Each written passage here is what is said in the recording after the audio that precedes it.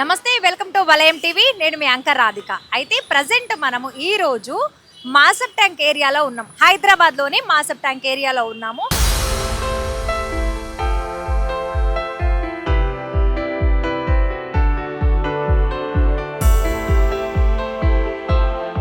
నిన్న మొన్నటి వరకు మండు టెండలతో సతమతమవుతున్న హైదరాబాద్ వాసులకు భారీ వర్షం కొంత ఉపశమనాన్ని కలిగించిందని చెప్పవచ్చు.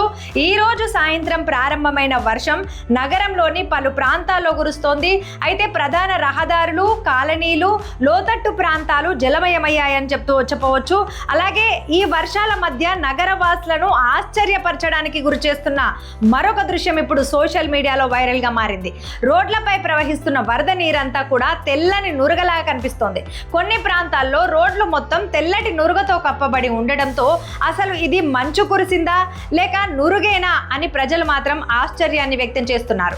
ముఖ్యంగా నగరంలోని కొన్ని లోతట్టు ప్రాంతాలు, నాలాలు, చెరువుల వద్ద ఇలాంటి ఈ దృశ్యాలు ఎక్కువగా కనిపిస్తున్నాయి.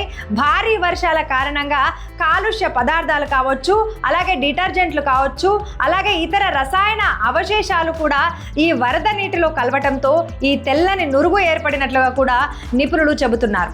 ఇక భారీ వర్షాల ప్రభావంతో ఇక నగరంలోని ట్రాఫిక్ కూడా తీవ్రంగా స్తంభించిందని చెప్పవచ్చు. పలు చోట్ల వాహనాలు నీటిలో చిక్కుకుపోయాయి.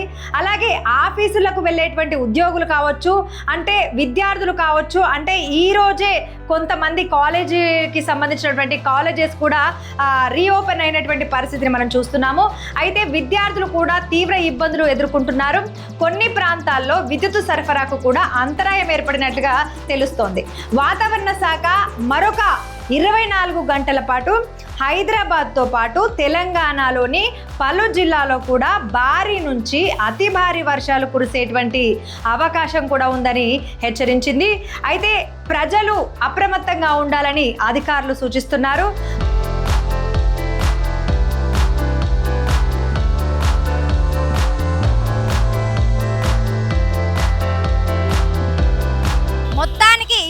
భారీ వర్షాల కారణంగా హైదరాబాద్ లోని జనమంతా కూడా తడిసి ముద్దవుతున్న ఈ తరుణంలో కొంతవరకు ఇక్కడ కనిపిస్తున్నటువంటి ఈ యొక్క తెల్లని ఈ నీరు, వర్షపు నీరు మాత్రం ప్రజలందరినీ కూడా ఆశ్చర్యానికి గురి చేస్తుందని చెప్పవచ్చు. అయితే ఇవి ఈ యొక్క వర్షం అప్డేట్స్.